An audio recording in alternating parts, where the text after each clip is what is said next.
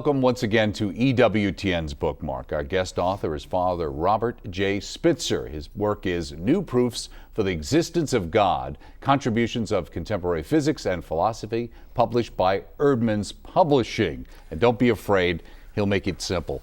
Father Spitzer, great to have you here once again. I'm always afraid, with something like this, people are going to go, oh my Lord, this one's going to be tough on me.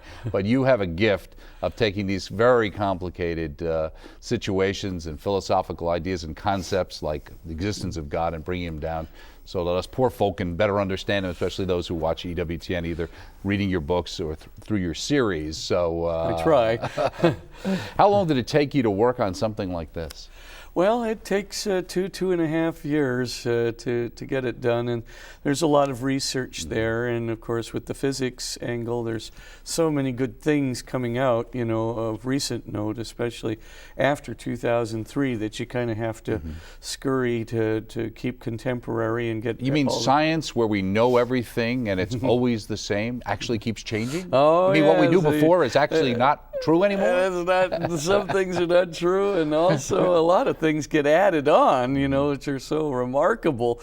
But yeah, some of these grand theories just go bye-bye. So. And some of it, in reading the book, also our understanding as it relates to the universe and as it relates to God, moving from Newton to Einstein, and those theories actually impact the way we can look at the universe and then ultimately a God, right? Oh, absolutely. I mean, if you look at Newton, for example, here's a person who clearly believed in an infinite universe that existed for an infinite amount of time. He was a theist himself, in fact, a devoutly religious person, but, he really believed the universe existed infinitely and so forth. Aristotle did too, but not after Einstein. And of course, after Edwin Hubble, the universe really, Hubble identified that it had to have some kind of a beginning, which he called the Big Bang. We recognize that from the telescope, maybe? He did, from redshifts, which indicate not only, the deceleration of the universe from this redshifting, which shows how fast everything is expanding away from you. And then you can figure out, well, how fast was it expanding prior to that, so you can kind of figure out what the age of the universe is. And he came pretty close. He came to about 18 billion light years in radius, and it would be the size of the universe with an 18 billion year old universe. The real age of the universe is 13.7 billion years old, and now we're very sure that that universe would have had to have arisen out of what's called a singularity. Singularity is an absolute beginning of space and time. In fact, singularity is really an edge. It's not something physical. It's an edge of space and time. And, the recent theories really confirm that. Well, I hear that word singular. Does that lead to a prime mover, or does that help us in understanding, in a sense, of God as the source of that? Yes, it really does, because the singularity in physics really is an end of all physics. So you can't have either physical energy, which of course is the primary constituent. You can't have space-time, again, the primary constituent of the universe. So if you don't have space-time or energy, you can't really have any kind of physics or physical laws occurring, which means that the universe could not have had, some pre-existent state prior to 13.7 billion years ago. So you're looking for something outside of the universe. Now, a lot of physicists, thought, oh my gosh, they're proving God here, through physics, and so... Was that a problem for them? Yeah, some who wanted to be very naturalistic in orientation got very upset. And of course, Andre Linde and some others discovered at least a ramification of this in inflationary universe theory, which really did show that you could have a multiverse in inflationary universe theory. In other words, our universe could be but one little, pocket universe, or one little mini universe, as it were, amidst this multiplicity of universes. But then these guys, Borda, Vilenkin, and Guth came along, and in 2003 actually showed mathematically that any inflationary model universe with a Hubble expansion greater than 0 would have to originate with a singularity. So even a multiverse would have to originate with a singularity. So everything in an inflationary condition would have to originate in a singularity. And really they showed there's no way out of this. And so we're right back to where we started again. You're going to have a cause of the universe, or if you want, a multiverse, speculative, never proven, of a multiverse outside of universal or multiversal space-time asymmetry, and that cause would have to be God. That's God. That's okay, God. Great. Yeah. Now, you say in the introduction, the last few years, you have seen several books championing agnosticism or atheism making their way into the popular press, and I think we know from in a lot of ways, and Hitchens and right, and it's kind of crossing over from the philosophical or scientific view of the universe, etc. You say the main purpose of this book is to give a brief synopsis of this evidence to readers who are interested in exploring the strongest rational foundation for faith that has come to light in human history. What is the evidence that you found? Well, I think there are several different kinds, and I'm just going to summarize them very briefly here. But with respect to people like Dawkins and Hitchens who've been, putting out these popular books, I mean, the baffling part is they simply don't address any of this evidence. And I mean, how can you write a book on atheism and not look at the discoveries of Borda, Vilenkin, and Guth with respect to the necessity of a singularity? That's the first proof. If you have a singularity, a necessity of a singularity, as Guth himself says, this requires a beginning of the universe or a beginning of the multiverse. And if that's the case, you need some causative force outside of space-time asymmetry, which would be God. Now, you've got to reconcile yourself to that. You just can't go assert atheism, right? Arbitrarily asserted, arbitrarily denied. So you've got to take care of this little problem for your book. But Dawkins, Hitchens don't talk about this. They don't talk about all the design elements that are coming out of physics today. I mean, it's just enormous. Just take Penrose's number alone. I mean, here you have, Roger Penrose, one of the most famous physicists who've ever lived in terms of just his contribution to physics itself. And he just says, with just perfect aplomb, he says, oh, by the way, I don't want to get into the complications of this, but if you actually calculate the odds of our universe arising by pure chance, given its entropy, and given its, material constituents, the number of amount of energy and protons that there is in the universe. If you just looked at it, the odds of us arising, or even anthropic universe like our own arising by pure chance, are 10 raised to the 10 raised to the 123 to 1. Against it. It happening. Okay. Against it happening. Now you take a look at that for just a second. That number is 10, and then in the exponent you have a 1 with 123 zeros after And that would be the idea that somehow this all came together randomly? Randomly, by chance. And so, of course, you take a look at that and you go, you mean, that number, by the way, is so big that it would occupy most of the universe if those zeros were all 10 points. So it's virtually impossible. It's virtually impossible. No scientist would give that any credibility. That hypothesis would be scientifically thrown out on its ear, and of course Penrose looks at it, and finally he starts calling the agency that makes our universe, our anthropic universe, that's our ordered universe. What do you mean anthropic? It means a universe which could sustain a life form. You say essentially our universe should not be anthropic. It shouldn't be. 10 to the 10 to the 123 to 1 against it. Okay, so not only that it might exist, but that it would support life. That it would support life in any form. So a black hole universe couldn't support life in any form. Or, a chaotic universe couldn't support life in any form. Or the laws were changing moment to moment. Or just a pure dispersion of energy couldn't support life in any form because you have to have complexities and so forth and so on. So the key thing is before you can even get started, you need an anthropic universe. If you don't have one of those, you're dead.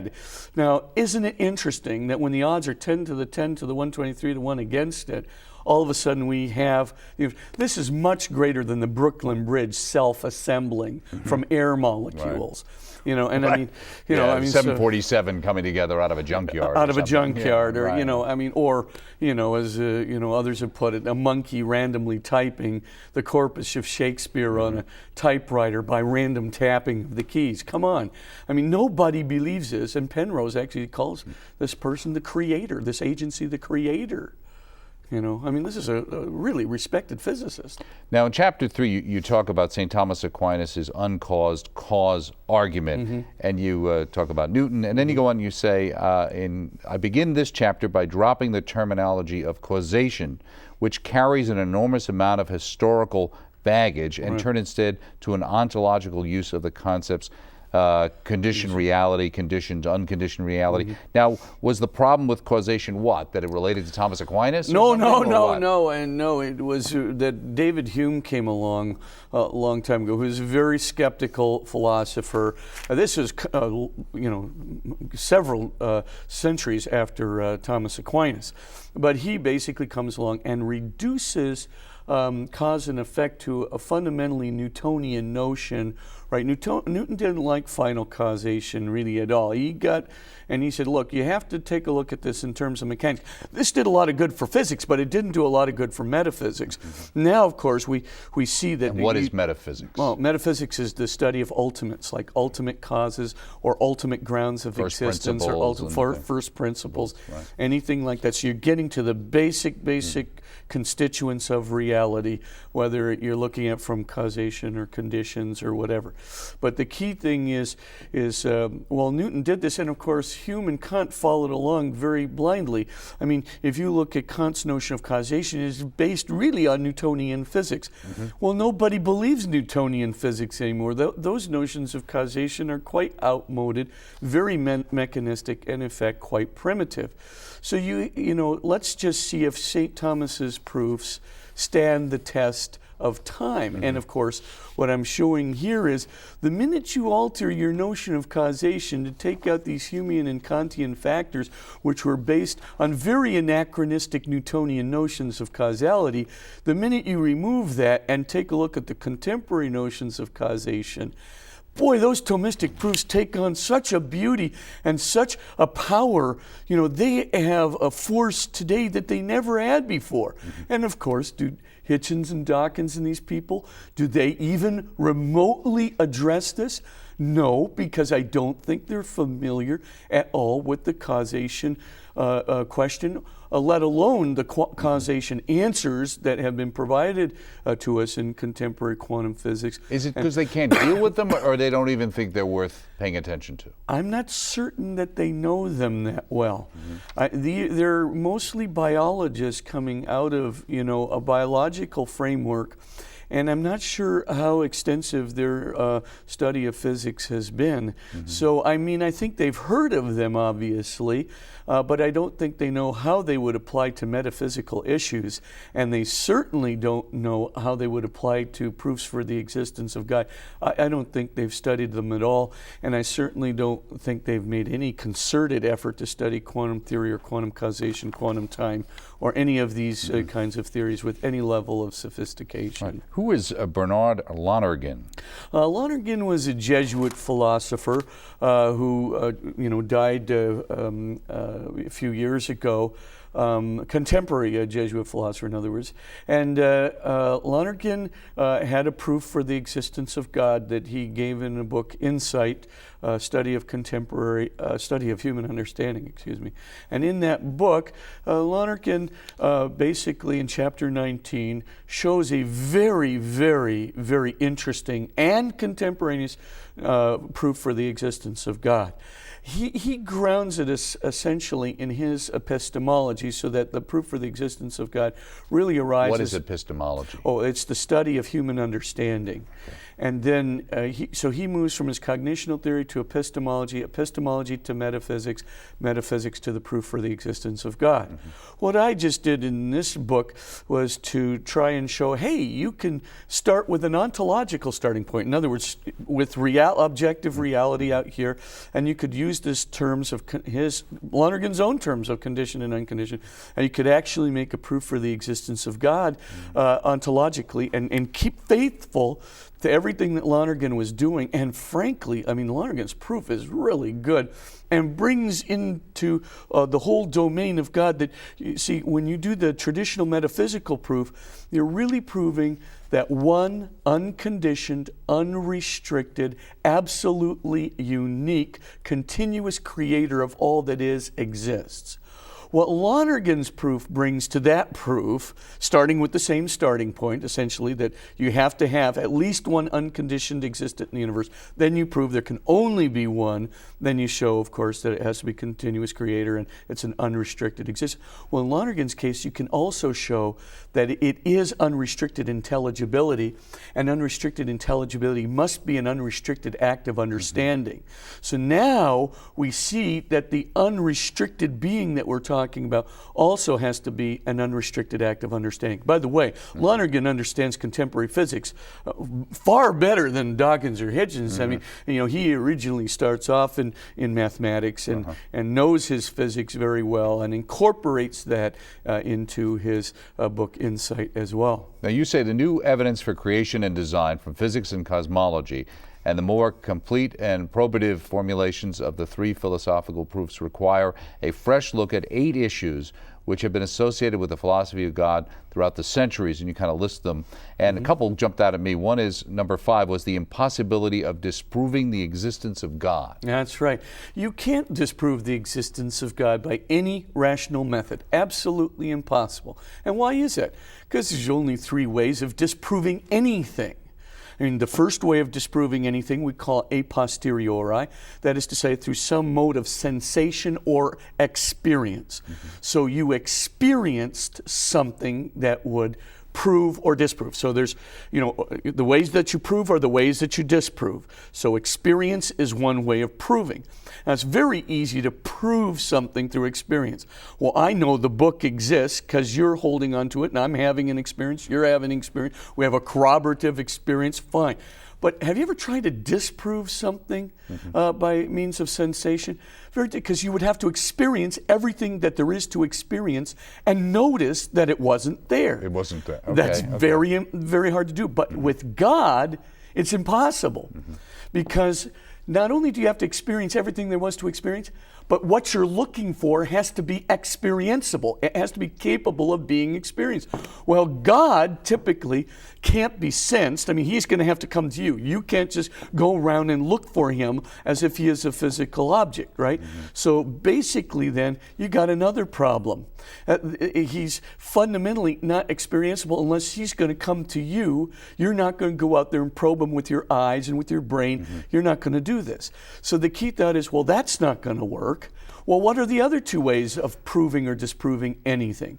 An intrinsic contradiction. Well, of course, as we see, an unconditioned existent is absolutely necessary.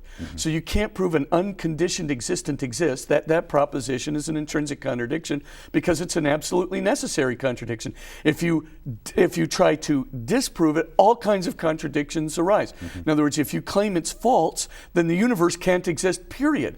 So that can't be an intrinsic contradiction. Well, how about the last and final method? Oh, you could try and disprove it by means of saying that it contradicted something in experience. But of course, an unconditioned existent can't disprove, you can't disprove an unconditioned existent by anything in experience because it's disproportionate to what you're proving first. And secondly, if the unconditioned existent didn't exist, as we clearly show, at least one of them, then nothing could exist. And you can prove that. And so you finally, at the end of the day, you just have to say, you can't disprove God, period. If you define God as an unconditioned existent, or as an unconditioned, unrestricted, absolutely unique, continuous creator of all else that is, there's no way you can disprove that, because of course, for all intents and purposes, there is no intrinsic contradiction. There is no way of disproving it through something that exists, because without it, nothing can exist. And frankly, trying to disprove it by means of experience is ridiculous and impossible.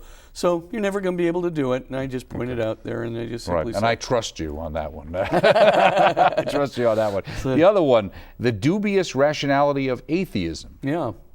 There's the reason that I take this up is because obviously, if you're going to get, why are people atheists if you can't disprove the existence of God rationally? I mean, why are people atheists?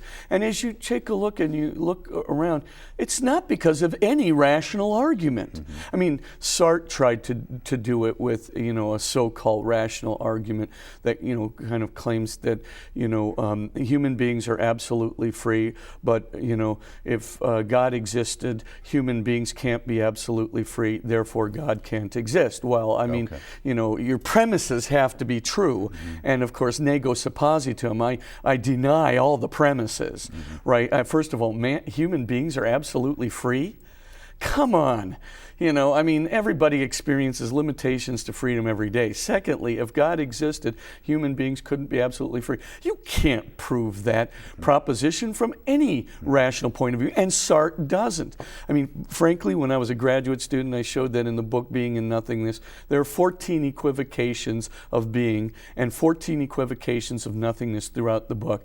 This is not a rational proof at all. So you have to say, well, wait a minute, if there's no rational proofs, why are people atheists? So I go through it. It's normally the problem of suffering is the biggie. That's where it happens on the gut level, where people say, hey, I'm suffering. Why would an all-powerful, all-loving God do this? And I answer that question in another book called Suffering and the Love of God. It's a very big question, but I also answer it. And you also answer it in a fine series that has aired on EWTN. That's correct. Right? That's absolutely correct. Right. Exactly.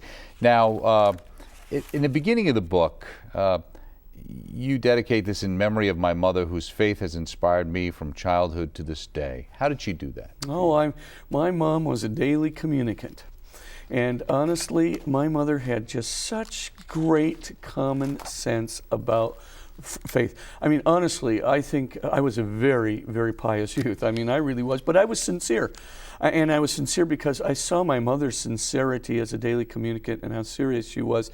And of course, it was more than that. She just had, good practical sense. When I was a kid, I got one of these letters, one of these chain letters, in the mail. And if you don't send out 12 other letters, soliciting additional funds or whatever it was, then you are going to go to hell. And I looked at that letter, I thought, oh my gosh, I'm going to go. So I went over to my mom and I said, Mom, I'm in about the 4th or 5th grade or something. I said, Mom, could I have 12 stamps, please? And she goes, what do you need 12 stamps for? I said, I really need them. She goes, tell me what you need them for. So, well, I got this letter, and if I don't send out 12 additional, I'm going to hell. My mother looks right at me and says, do you really think that God is going to send you to hell for not sending out a chain letter? Right. Do you think that God is like this, that this is his mentality, that this is the way he works, that this is what his love is like? I said, well, no, but could I still have the 12 stamps? She said, no, I'm not going to give them to you because I refuse to let you think that God could be like this. And it was things like that where her good, clean common sense, just helped me along so much. And then by the time I really got to college, of course, I read all these crazy books that challenged my faith. But boy, when I saw the Friedman singularity, I hitched right back into that faith. And when I saw, Thomas's proofs of the existence of God, which was, of course, I was led to this by the Holy Spirit. I was literally, I could, really? I was a public accounting and finance major, so I could get out of taking a metaphysics course when I was in college by taking business ethics. So, I was one day just walking. Now, is that a contradiction in terms? Yeah, I know. Right, exactly. So, well, I teach it, but so I better not call it a contradiction, but it might be close. But the long and the short of it is I'm walking down the hallway and I hear this guy saying proofs for the existence of God. And I'm just turning right into this room. I'm sitting in the back of this, in the back of the room, and I just literally, I'm listening to this guy, and he's trying to put together this Thomistic proof for the existence of God. And finally, at the end of it, I walked up to him and I said, "You can't prove the existence of God." And he said, "Yes, I can." I said, "Do it for me right now." He said, "I know very well you're not in this class. Come back and take the whole class and I'll do it for you," which I did immediately. And so I dedicated my book to Father, not dedicated, but I Paul Weiss? Well, it was actually, if you look at the acknowledgments, it's Father Carney and Father Wolf are both mentioned in there, because they were my philosophy teachers at Gonzaga when I first got started. And so I wanted to acknowledge them, because without that moment, I would have never gone on this path. I mean, my path to literally becoming a Jesuit was so much Holy Spirit, but so much because they were doing these projects. So I decided I want to do a book that's going to do for other students what they did for me, but put it in contemporary terms with contemporary physics. So who is Paul Weiss then? Paul Weiss was my professor at Catholic University. I did my doctorate in philosophy at Catholic University.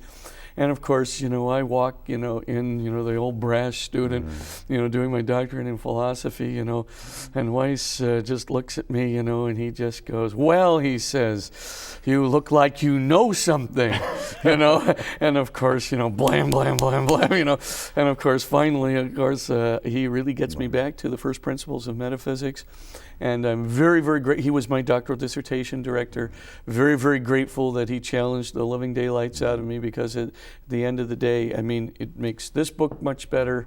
And of course, he liberated, just in terms of metaphysics alone, he was a founder of the American Metaphysical Society, among many other things, and just a brilliant man who really gave me a sense of the possibilities for a book like this. And just before we go, Camille de Blasi Pauli, who is she and what is she? Well, boy, I'll tell you, without her, I would have never written any books at all, because she's typed every last one of them, and just been such a dedicated person. Just even in the edits, having to, literally come over and do all these edit after edit, of these books, which has made it all possible. And quite frankly, she is totally dedicated. But met her, in the pro-life movement. Right. And honestly, we were interviewing her for her job at Human Life of Washington, which is our pro-life organization over there, and hired her, to really take care of our communications for a series I was doing called Healing the Culture. It was a book. Sure. She typed that whole book out, and then she helped me to start the pro-life series called Life Principles. Right, and we had Healing the Culture. Was that your first series, maybe? And that was my very first series at the EWTN. Just the beginning of a long relationship. Thank you so much, Father Spitzer. Keep up the good work. Father Robert J. Spitzer, New Proofs for the Existence of God, Contributions of Contemporary Physics and Philosophy, published by Erdman's Publishing, available through the EWTN Religious Catalog. Join us next time right here on EWTN's Bookmark.